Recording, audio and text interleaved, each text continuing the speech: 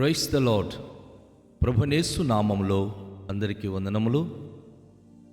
యేసయ్య మాటను ఈ కార్యక్రమాన్ని వీక్షించడానికి ప్రేమతో నేను మిమ్మను ఆహ్వానిస్తున్నాను.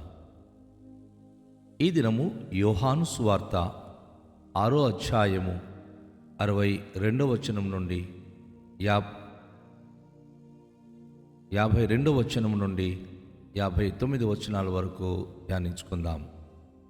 యూదులు ఈయన తన శరీరమును ఎలాగూ తనకి తిననీయగలడని ఒకరితోనొకడు వాదించిరి. కావున యేసు ఇట్లానెను, మీరు మనుష్య కుమారుని శరీరము తిని ఆయన రక్తము త్రాగితేనే గాని మీలో మీరు జీవము గలవారు కారు. నా శరీరము తిని నా రక్తము త్రాగువాడే నిత్య జీవము గలవాడు. అంత్యదినమున నేను వానిని లేపుదును. నా శరీరము నిజమైన ఆహారమును, నా రక్తము నిజమైన పానమునై ఉన్నది. నా శరీరము తిని నా రక్తము త్రాగువాడు నా యందును, నేను వాని యందును నిలిచి ఉందును. జీవము గల తండ్రి నన్ను పంపెను గనుక నిన్ను తండ్రి మూలముగా జీవించుచున్నట్టే నన్ను తినువాడును నా మూలంగా జీవించును. ఇదే పరలోకము నుండి దిగి వచ్చిన ఆహారము. పితరులు మన్నను తినియు చనిపోయినట్లు కాదు, ఈ ఆహారము తినువాడు ఎల్లప్పుడూ జీవించునను నిశ్చయముగా మీతో చెప్పుచున్నాను నేను. ఆయన కపెర్నహూములో బోధించుచు సమాజ మందిరంలో ఈ మాటలు చెప్పెను. ప్రియ దేవుని యొక్క బిడ్డలారా, ఈరోజు ప్రభువైన యేసుక్రీస్తు వారు ఒక విషయాన్ని ఆయన బయలుపరిచినప్పుడు అనేక మందికి అది చాలా వరకు జటిలంగా అనిపించింది.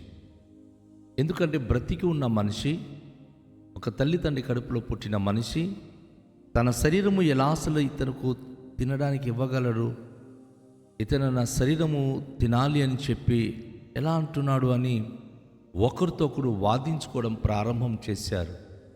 మరి అమ్మ యోసేపు పుత్రుడైన ఈయన తనకు తినమంటాడేంటి? ఈయన వారి యొక్క శరీరంలో, వారి యొక్క మనస్సులో ఒక విధమైనటువంటి ఆవేదన మొదలైంది. వారందరూ కూడాను ఆ మాటలకు వక్రీకరించి విభిన్నమైన అపార్థాలు చేసుకోవడం ప్రారంభం చేశారు. అయితే యేసు ప్రభువారు అంటున్నారు, మనుష్య కుమారుని శరీరము తిని ఆయన రక్తము త్రాగితేనే కానీ మీలో మీరు జీవము గలవారు కారు. ఇది వాస్తవానికి చాలా జటిలమైన మాటలు. అది అర్థం కానంత వరకు ప్రజలు అపార్థం చేసుకుంటారు. ఎప్పుడు దానిని లోతైన విషయాన్ని తెలుసుకుంటారో అప్పుడు సంతోషంగా స్వీకరిస్తారు. యేసు ప్రభువారు తన శరీరమును తిని తన రక్తమును త్రాగాలి అని చెప్పిన మాట యూదులకు అర్థం కాల.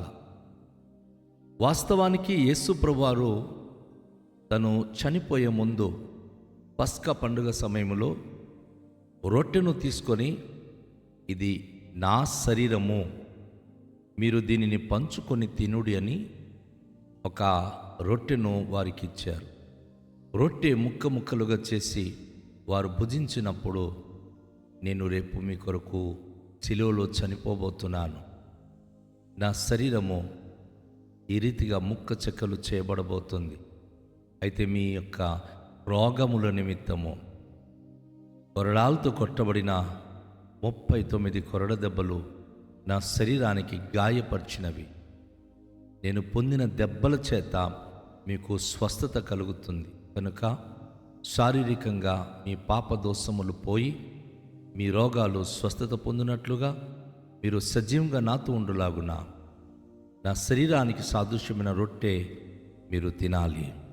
అలాగే కల్వరిలో స్రవించిన ఆయన శిలువ రక్తము, ఆయన తను చనిపోయే ముందు ఒక ద్రాక్షరసపు గిన్నెనిచ్చి, ఇందులోనిది ద్రాక్షరసము మీరు త్రాగుడి, ఇది నేను మీ కొరకు చిందించబోతున్న నిబంధన రక్తము.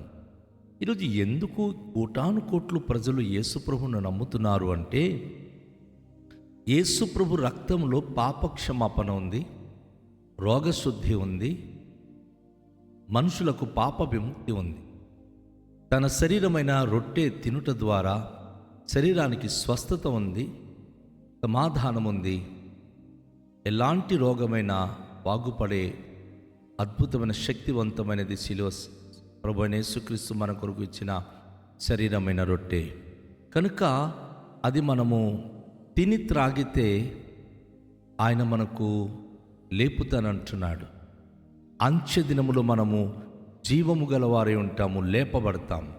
యేసు ప్రభు వారి శరీరాన్ని రొట్టె అలాగే ద్రాక్షరసముగా మనం ఎంచి ఎప్పుడైతే మనము తింటున్నామో అది తినే ప్రతి ఒక్కరు తనలో తాను ఊహించని ఒక జీవము కలిగిన వ్యక్తిగా, ఆరోగ్యదాయకమైన వ్యక్తిగా, ఆశీర్వాదకరమైన వ్యక్తిగా మారిపోతున్నాడు. అది విశ్వాసము ద్వారా సాధ్యం. నా శరీరము నిజమైన ఆహారమును, నా రక్తము నిజమైన పానమునై ఉన్నది అని ప్రభు చెప్తా ఉన్నాడు. తన శరీరమైన రొట్టె కానీ, తన రక్తానికి సాదృశ్యమైనటువంటి ద్రాక్షరసము కానీ, ఆ ఆహారము, ఆ పానము నిజమైన యేసు ప్రభు వారి యొక్క శరీరము యొక్క రక్త మాంసము అని మనము విశ్వాసముతో భుజించాలి. నా శరీరము తిని నా రక్తము త్రాగువాడు నా యందును నేను వాని యందును నిలిచి ఉండు. చాలామంది ప్రభు రాత్రి భోజనం అన్నప్పటికీ పట్టింపు లేకుండా దాన్ని నిర్లక్ష్యము చేస్తున్నారు. క్రైస్తవులకు దేవుడిచ్చిన నూతన నిబంధన ఇదియే. ఆయన క్రొత్త నిబంధన మనతో చేసినప్పుడు తన శరీరము తన రక్తంతో మనతో నిబంధన చేశాడు. కనుక ఎవరైనా సరే యేసయ్య శరీరమును తిని ఆయన రక్తమును త్రాగువాడు, అనగా తన యొక్క పవిత్రమైన శరీరానికి సాదృశ్యమైన రొట్టెను, తన రక్తానికి సాదృశ్యమైన ద్రాక్షరసమును పానము చేసి విశ్వాసమందు నా ప్రభు నా కొరకు చనిపోయి నా కొరకు ఇచ్చిన తన శరీర రక్తమని విశ్వాసంతో ఒప్పుకున్నప్పుడు వాని యందు యేసయ్య నిలిచి ఉంటున్నాడు. యేసు ప్రభు ఆ వ్యక్తిలో నిలిచి ఉంటున్నాడు అని యేసు ప్రభు స్వయంగా చెప్తా ఉన్నాడు. యేసయ్య మనలో, మనము ఆయనలో ఉండే అద్భుతమైన అనుభూతి అది. జీవము కలిగిన తండ్రి నన్ను పంపెను గనుక నిన్ను తండ్రి మూలంగా జీవించినట్టే నన్ను తినువాడు నా మూలంగా జీవించును. అవును, దేవుడు సజీవుడు, ఆయన ఎల్లప్పుడూ ఆయన సజీవంగా ఉన్నవాడు. కనుక మనము కూడాను దేవుని యొక్క సన్నిధిలో ఎప్పుడైతే ప్రభువైన యేసుక్రీస్తును విశ్వాసం కలిగి జీవిస్తున్నామో, తండ్రి అయిన దేవుని పంపించిన అద్వితీయ కుమారుడైన యేసు ప్రభువును నమ్మిన వారు తండ్రి జీవించినట్లే యేసు ప్రభు కూడా జీవిస్తున్నాడు. యేసునామమందు విశ్వాసముంచిన వారు కూడా యేసు ప్రభు జీవించినట్లే వారును జీవిస్తారు. అందుకే నన్ను తినువాడును నా మూలంగా జీవించును అంటున్నాడు ఆయన. నా ప్రియ దేవుని యొక్క బిడలారా, ప్రభువైన యేసుక్రీస్తు వారి యొక్క శరీరమును, ఆయన రక్తమును నిర్లక్ష్యము చేయకండి. అది తిని త్రాగుట ద్వారా ఆయనలో మనము నిలిచి ఉండేవారం అవుతాం. ఆయన మనలో నిలిచి ఉండేవారుగా నిత్యము మనలో జీవించువాడై ఉంటాడు. కనుక మనము ఎటువంటి బలహీనతలు వచ్చినా కృంగిపోనవసరము లేదు. క్రీస్తు మనలో నివసిస్తున్నాడు, క్రీస్తు మనలో జీవిస్తున్నాడు. యేసు ప్రభువు అంటారు, ఇదే పరలోకము నుండి దిగి వచ్చిన ఆహారము. పితరులు మనను తిని చనిపోయినట్లు కాదు, ఈ ఆహారము తినువాడు ఎల్లప్పుడూ జీవించునని నిశ్చయంగా మీతో చెప్పుచున్నాను నేను. ఎంత అమూల్యమైన మాటనండి. పరలోకం నుంచి లేక ఆకాశం నుంచి కురిసిన మన్నా ఆ దినము పోగు చేసి 40 సంవత్సరాలు తిన్నటువంటి మనుషులు దేవదూతలు తినే ఆహారం తిన్నప్పుడు కూడా చచ్చిపోయారు. ఎందుకు? అవిశ్వాసము, దేవుని పట్ల తిరుగుబాటు స్వభావము, దేవుని మాటలు వినకుండా జీవించడము. ఈరోజు మనకు ప్రభు ఇచ్చిన ఈ ఆహారము అవిశ్వాసంగా ఉంటే తినకూడదు, విశ్వాసం ఉంచి తినాలి. ఒప్పుకోవాలి, యేసే నా కొరకు వచ్చి చనిపోయాడు, యేసే నా కొరకు తన ప్రాణం పెట్టాడని మనం పరిపూర్ణ విశ్వాసముతో ఈ ఆహారాన్ని మనము భుజించాలి. ఈ ఆహారము తిన్నప్పుడు ప్రభువైన యేసు అంటున్నారు కదా, వాడు ఎల్లప్పుడూ జీవిస్తాడు, నిత్యము ఆయన జీవించువాడై ఉంటాడు.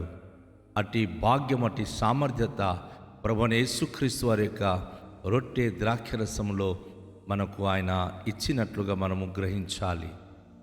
ఈ విషయాలన్నీ కూడా ఆయన గలిలయలోని కపెర్నహూములో బోధిస్తూ సమాజ మందిరములో ఆయన జనాంగానికి ఆయన తెలియచేసినట్టుగా మనము చూస్తూ ఉన్నాం. కనుక ప్రియ దేవుని యొక్క బిడ్డలారా, ప్రభువైన యేసుక్రీస్తు తన యందు విశ్వాసముంచిన ప్రతి బిడ్డలు వాక్యం అనే ఆహారము, అలాగే తన శరీరానికి సాదృశ్యమైన రొట్టెను, అలాగే తన యొక్క రక్తానికి సాదృశ్యమైనటువంటి ద్రాక్షరసమును తిని త్రాగినప్పుడు నిశ్చయంగా మనము జీవించువారమవుతాం. మనలో మనము జీవించువారమైతేనే ఇతరులను కూడా జీవింపచేసే ఆత్మ మన ద్వారా అనేకులకు రక్షణలు నడిపించగలదు. నా సహోదరుడా, నా సహోదరి, ఇట్టి నమ్మకం నీకు ఉందా? ప్రభువైన యేసుక్రీస్తు వారి యొక్క శరీరమును తిని త్రాగి ఆయన యందు విశ్వాసము అందు నిలిచి ఉన్నానని నమ్మకము నీలో ఉందా? నిశ్చయంగా నువ్వు ఆశీర్వదింపబడదు. నిశ్చయంగా ప్రభువు నిన్ను దీవించగలడు. అంచెదినములో లేపబడి ఆయన ఉండే పరమరాజ్యములో ప్రవేశించే భాగ్యవంతులము కాగలము. కనుక ఈరోజు పరలోకంచి దిగి వచ్చిన ఆహారం అంటే ఏదో కాదు, ఆ యేసు ప్రభుయే. యేసు ప్రభు అనగా తన వాక్యము. తన వాక్యాన్ని మనము తిని త్రాగినప్పుడు, తన పరిశుద్ధాత్మతో నింపబడినప్పుడు చిరకాలము మనం జీవిస్తాం, అనేక మందికి జీవింపచేస్తాం. కనుక అట్ట భాగ్యము ప్రభు మనకు దయచేయునుగాక. తలలుంచుకొని ప్రార్థించుదాం. తండ్రి, మీకు వందనాలు. మీ పవిత్రమైన లేఖన భాగాన్ని మేము ధ్యానించాం. మీ శరీరమును మీ రక్తమును తిని త్రాగిన వాడే అంచెదినములు లేపబడతాడు, తనలో తాను జీవము కలిగి ఉంటాడని మీరు బోధించిన మాట విన్నాం. మేము మీ వాక్యమందు నిలిచి ఉండడానికి, నీ వాక్యమును ప్రభు మా జీవితాలు పాటించడానికి, మీ పవిత్రమైనటువంటి రొట్టె ద్రాక్షరసము భుజించినప్పుడల్లా మీ మరణాన్ని ప్రచురించి మా జీవితంలో అంగీకరించి మా కొరకు చనిపోయిన మా ప్రభువైన యేసుక్రీస్తును విశ్వాసము ద్వారా మా హృదయంలో ప్రతిష్ఠించుకొని వాక్య ప్రకారంగా జీవించే భాగ్యవంతులుగా చేయమని మమ్మలను మేము చేతికి అప్పగించుకుంటూ యేసు నామములో ప్రార్థిస్తున్నాము తండ్రి, ఆమేన్. అందరికీ షాలోం. ప్రభు మనను దీవించునుగాక.